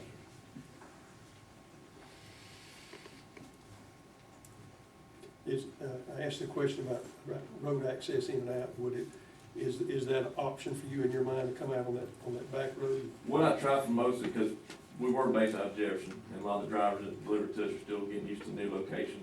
What I try to get most drivers to do is to at least try to pull in on East Commerce side, when they're leaving, to go out on the other end, to come out on that main road right there, Cody Fowler Road.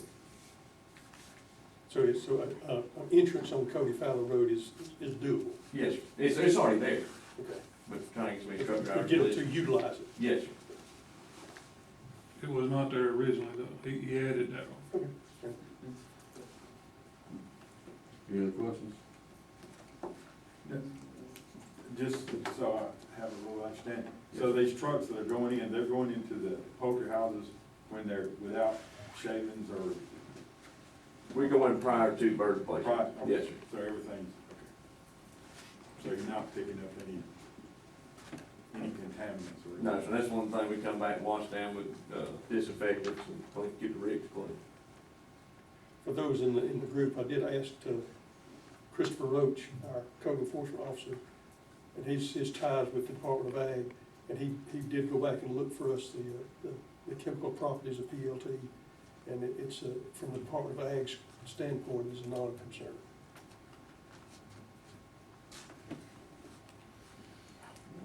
Thanks, sir. Thank you.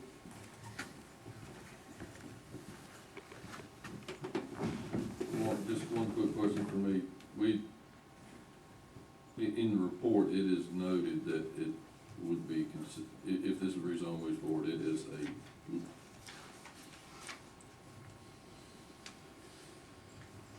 it'd be spot zoning, basically, is what I'm trying to. Yes, The application, I mean, the report doesn't say that, but that's the short definition. correct. Okay. Do we have a precedence where we've done that in the past? Done spot zoning? There's been a few.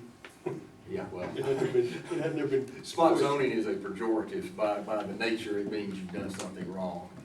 Has that ever happened since 1994? Probably. But it's something to be avoided. It's proof that the attorney, of course. Yeah.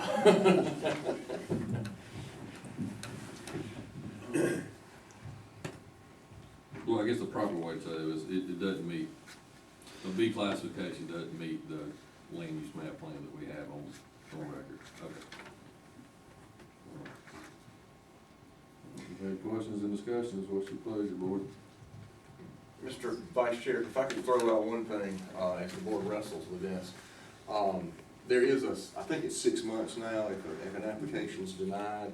One option for the applicant, and I'm not posing this to him, I'm just throwing this out, is that if he wanted to withdraw his application, he would not be bound by that 6 month waiting period, and perhaps we could get this new agribusiness zone in place, so that he could then apply once that's in place. The problem with that, some sort of definition has to be written for what is agribusiness, and that's gonna be impossible for us to do here tonight. But if the applicant wanted to do that, that's one option. It has to be withdrawn before it comes to public hearing. Oh, it does? So we're past that point? Yes, sir. I'm sorry, okay, never mind. So the shortest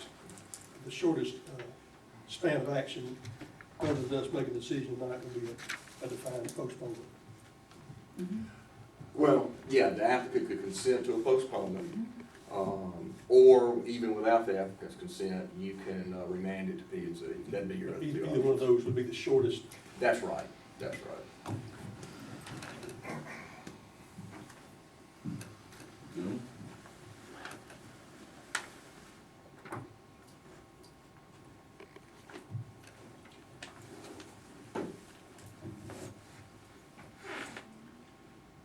Based on the comments I've heard this evening and the questions I still have at this time, I would make a motion that we remand this back to P&C to define a little clearer what's going on, what will take place on the property, the flow both in and out of the property, and what the final disposition of structures will be on that, including hours of operation. Is that fair?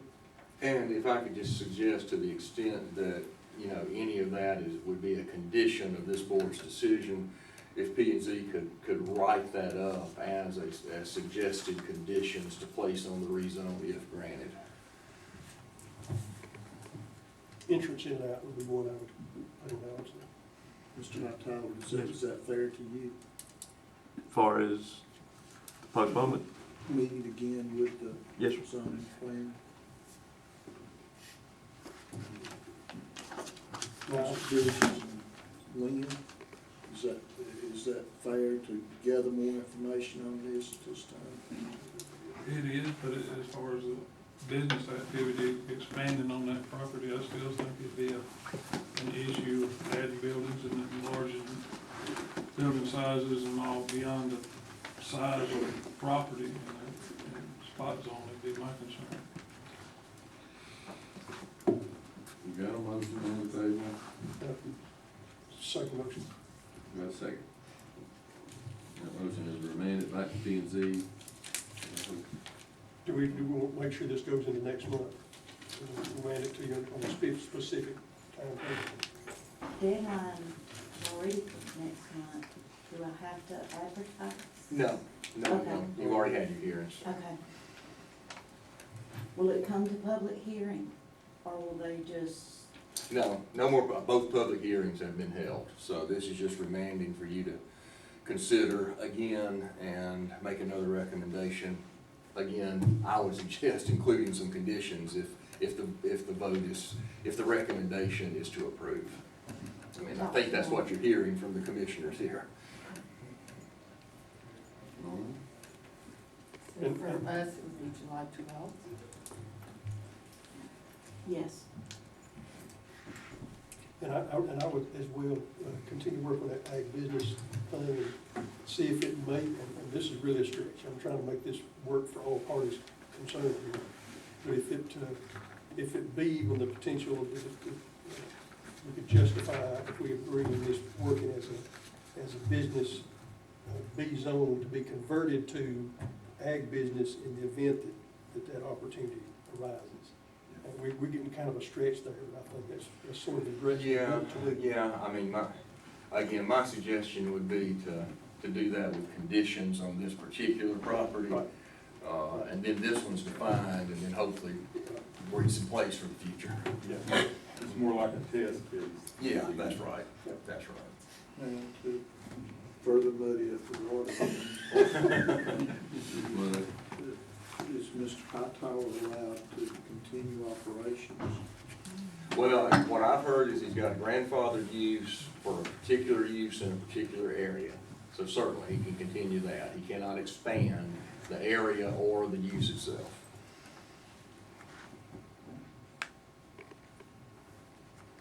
So the motion on the table is to remand it back to the P and Z for consideration of what's been heard as concerns for consideration, for deliberation, and return that to the final recommendation.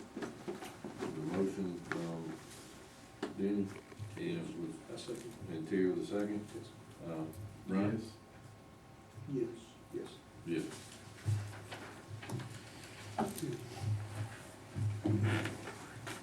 True.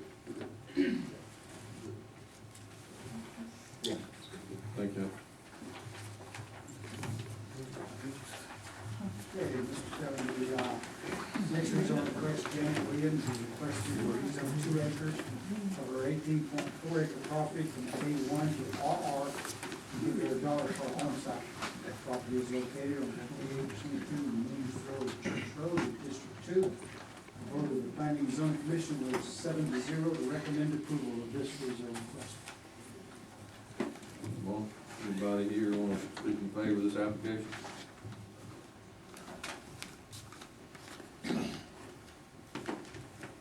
You state your name and address, please. Janet Williams, 2 rezoning, and like all the commissioners do. I have. Thank you. Anyone else speaking in favor of? No one else coming forward? Anyone want to speak in opposition of the application? No one moving forward, we'll bring it back to the board. Make a motion to approve the application. Second. A motion and a second to approve the application. Start with Brian last, Jenny. Any discussion? Yes. Yes. Yep. Board?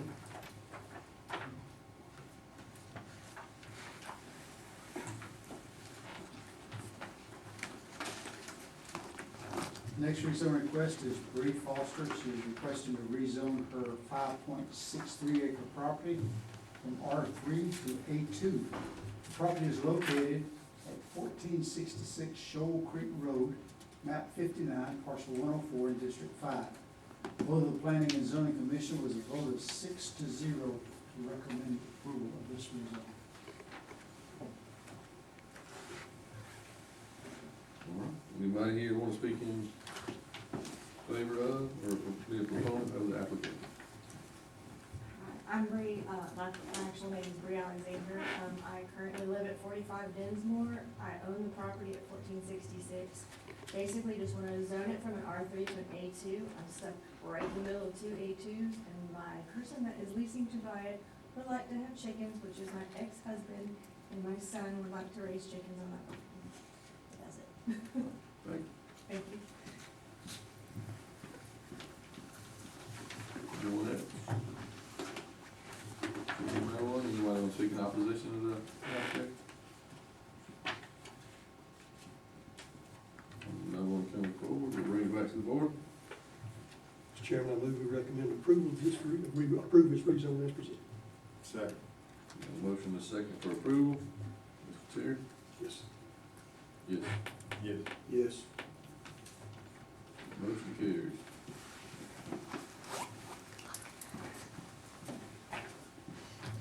Okay, the next rezone request, Kathy Stamps is requesting to rezone her 3.08 acre property from A2 to R1 to give her son 1.5 acres. The property is located on Rogers Mill Road on map 26, parcel 37 in District 1. The vote of the Planning and Zoning Commission was 6-0 to recommend approval of this rezone request.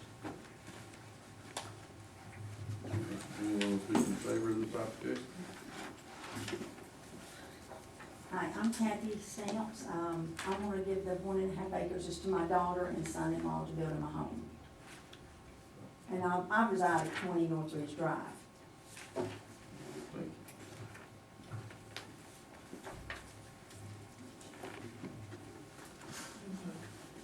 Could you tell us where this is located in Rogers Mill? It's at the end closest to 106. It's my father and mother. They live on the property now, and they have put everything into mine and my brother and sister's name. And my daughter and them want to build a house on the back side of their property.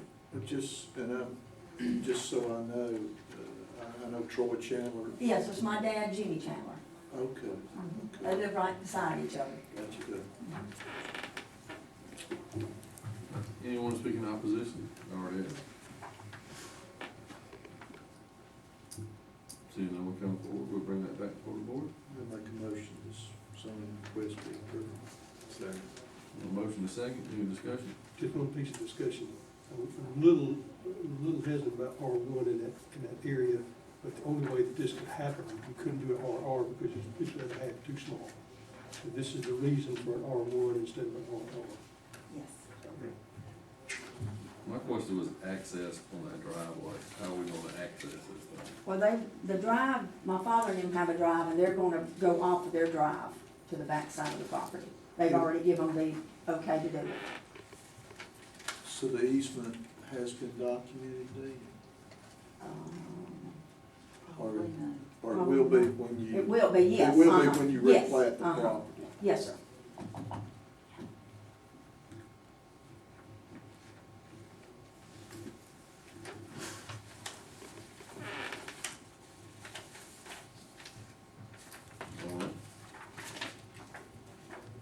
Families get it worked out. You know how that goes. It's all family in that area. Yeah. Families like to fight sometimes. You still won't get the easement documented for sure. Yes, On the okay. plat. Yes, yeah, it is a requirement. I do make sure that it's on there. Yeah. Is there a way to access without easement? No. All right? Yes. Yes. Yes. Yes. Well,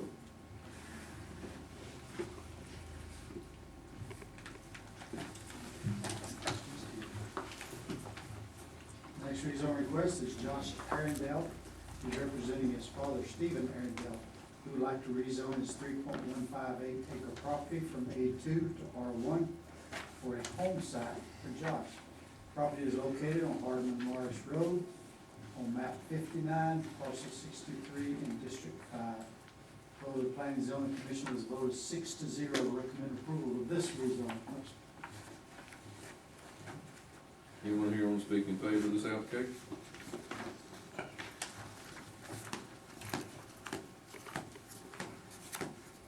I'm Josh Arundel. I live at 572 Willis Glen Road, lot 1, Bull. And I want to build a house on the backside of my dad's property. He's getting old.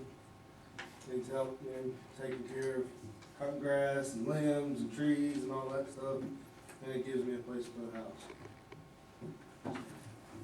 Thanks. Thank you.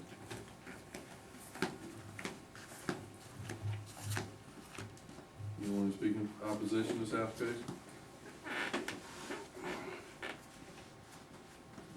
None? Bring it back for the board. I'm gonna tell you, this thing about Steve Arundel being old, he and I are the same age, and that really hurts my feelings. Gotta know your audience.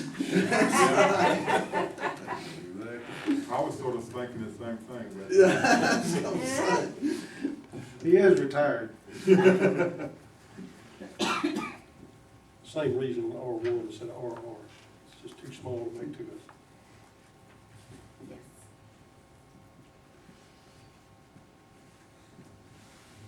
But in y'all's mind, obviously R1 did not stick out.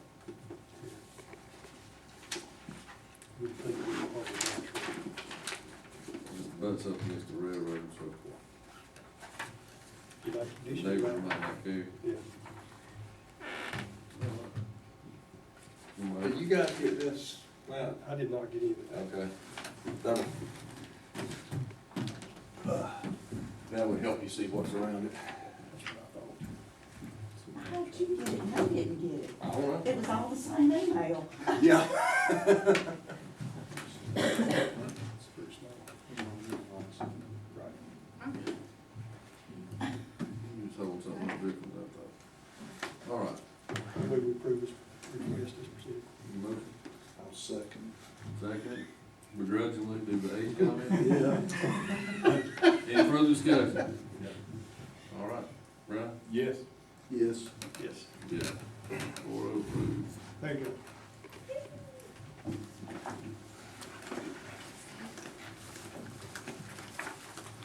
Next rezone request is Sarah and Herman Cutzhall are requesting to rezone 2 acres of their 12-acre property from A2 to RR. This is for a home site from Ms. Cutzhall.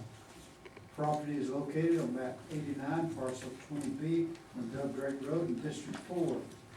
The vote of the Planning and Zoning Commission was 6-0 to recommend approval of this rezone request. Anyone here to speak in favor of the application?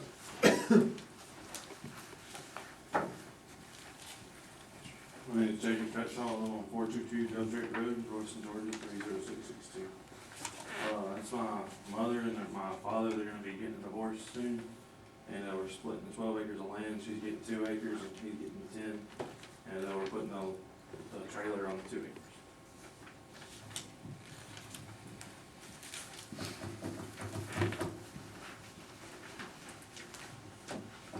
Anyone here want to speak in opposition to the application?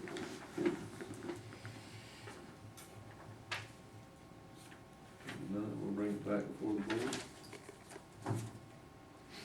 Make a motion to approve. Motion.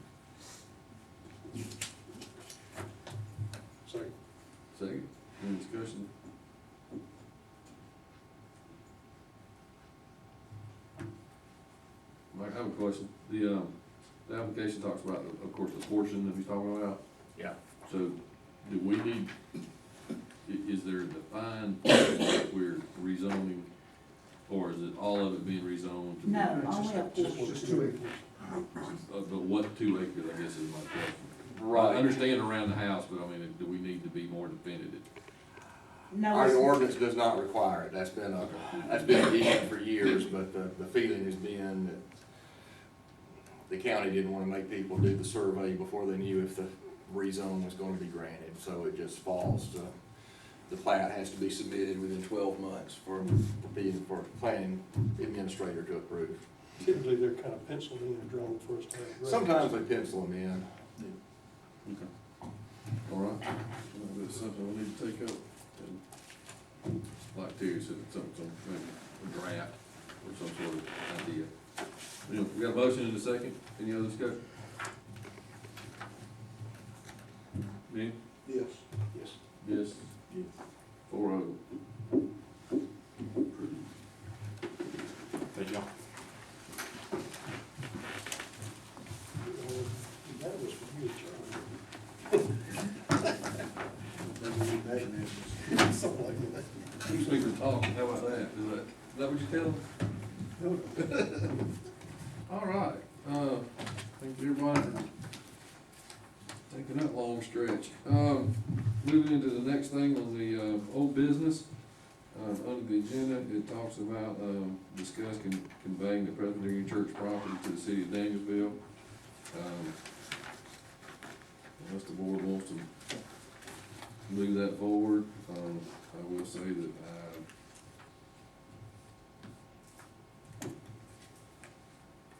I'm still concerned with our discussion on the idea of,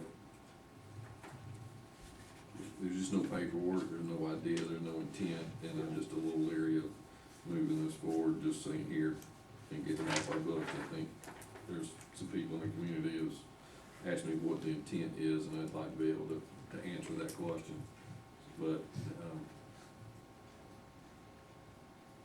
Have we had any further communication with the city of Danielsville, anybody?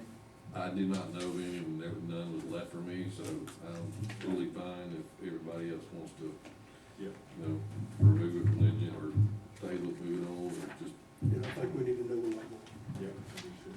so we will take that as a consensus and move that to, we need more information. All right, the next thing that's on our agenda tonight, is discuss the T-SPOS percentages for intergovernmental agreement with the cities. This is an action item that needs to be done tonight. This is not my understanding, the final agreement, that will have to come back to the board's approval.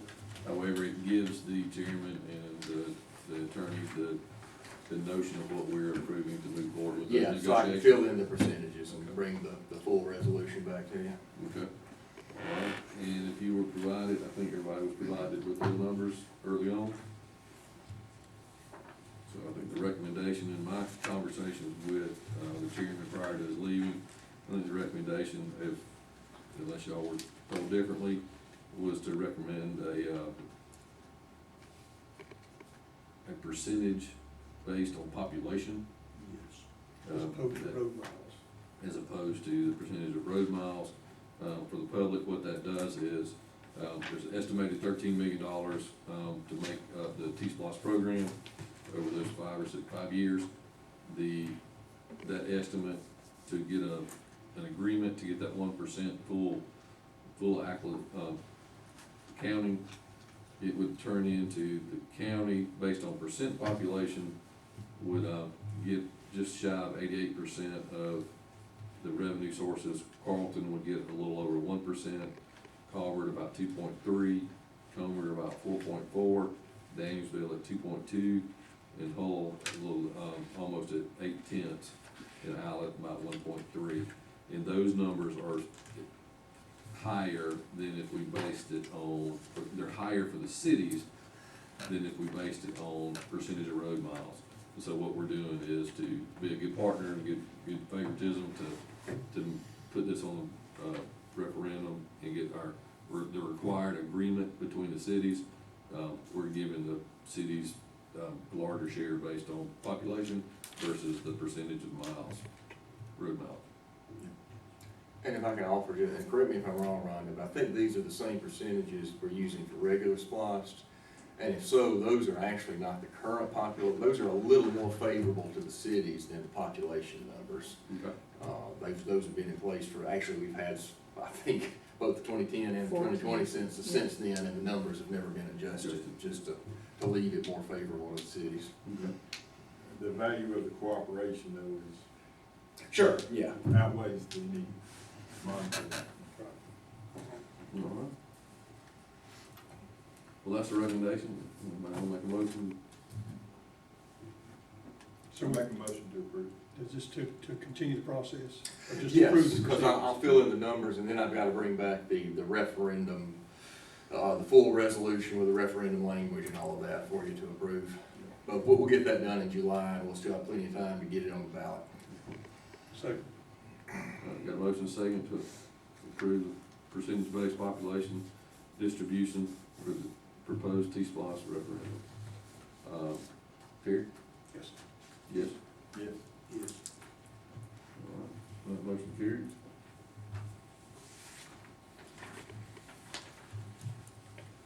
All right.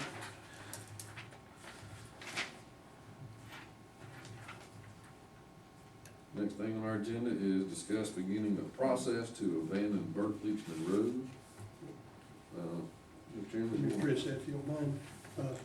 I gave everybody a handout, but just roughly what this is, and this is the request is presented to me by John Breshaver, one of the neighbors that owns a good portion of property along that section road. Their request is for the county to abandon roughly 800 feet of that road. And I have it, I think I penciled in on everybody's map. That's 800 feet of the Burke Leachman Road. That it would affect no one, all of the property, he has already talked to all the property owners, and everyone there is in agreement. Everyone that is an adjacent property owner has easy access through either Chandler Road, Friendship Church Road, or the other end of Burke Leachman Road that is not being proposed to be abandoned. So that, I would ask that y'all would join with me in helping begin the process to abandon that section of Burke Leachman Road. There's some vandalism problems there, and feel like that probably is the best way to address those. So if nobody has any questions, I'll put that in form of a motion to give the county attorney the go ahead to begin that process. I'll second that. Consider this under new business. Do we need to put the actual closed meeting at the end of the month? Since it was on the agenda, Yeah, this is actually, so this is supposed to be our agenda setting meeting, so, yeah, that's why all these things are discussed rather than approved, so. But, I mean, you've already voted on some things. If you wanna vote on this, that's fine too, whatever you wanna do. it suits me to go ahead and vote on it and begin the process. Nobody's objection. On the process, we'll take that as a motion. Question, from a due process standpoint, I think it'd be appropriate. I see the comments he's got, and I'm sure John has talked to everybody. That is part of the process, all the property owners have Formal to be. signatures. Well, so all the adjacent property owners get a notice and then it goes in the paper. I'm not sure if all these folks are adjacent to the portion being abandoned or not, so they may not, if they're not, then they won't get in something in the mail from me, but they'll see it in the paper if they look.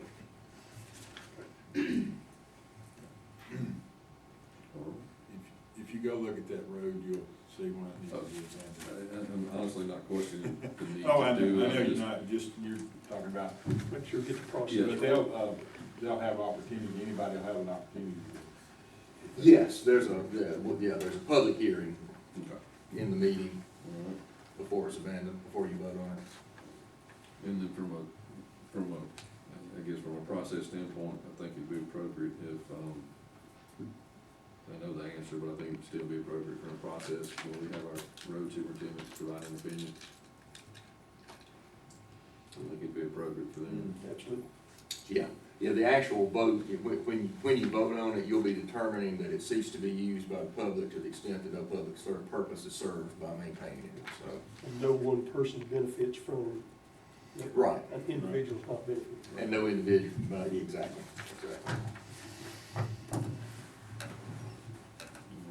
So we have a motion and a second to begin the process of abandoning Burke Leachman Road, That portion of it. the portion of Burke Leachman Road, excuse me, thank you.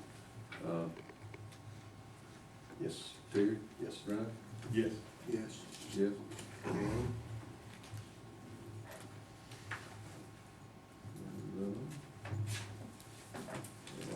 Next thing on our agenda is discuss the reappointment of Reginald Hunter to the Advantage Behavioral Health Systems Board. This is just discussion. This is just discussion. Well, they all were, but there's no urgency here. Who is it? Are these district appointments? This is new coming. No, I didn't even know it was a county appointment, but no, it's not district. Yeah, it's just one. Countywide. Well, yeah, this serves a multi-county area, so each county gets one, except Clark, I think, gets more, but all the other counties get one appointment. So I understand this recommendation actually comes from Advantage Behavior.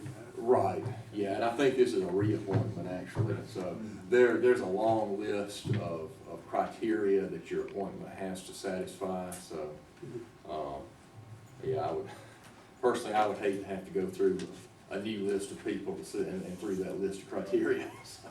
Yeah, I think last time, I think we voted on this. This person, I don't remember the.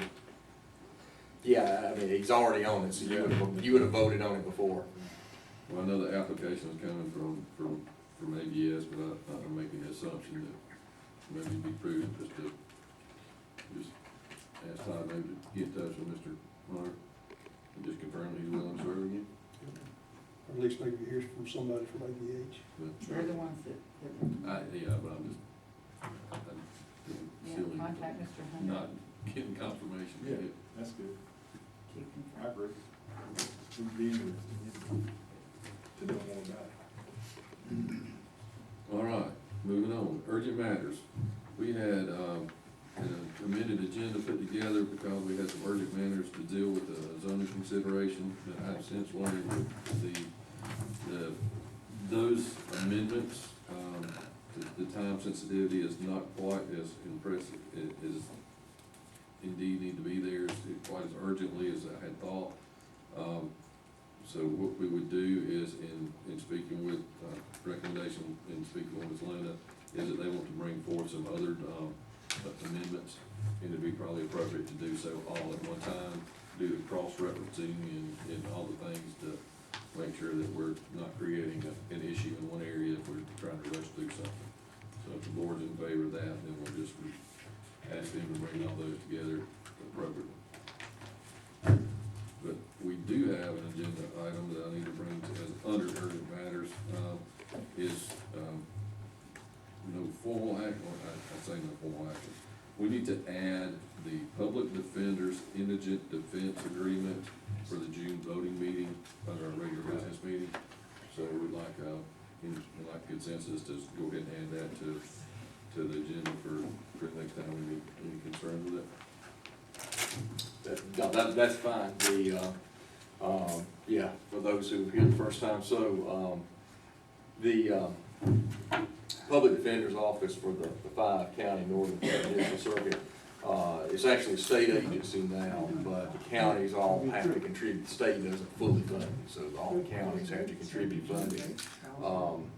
We actually, just, history of that matter, but, the Northern Circuit got together and created its own, circuit defender's office before the state did.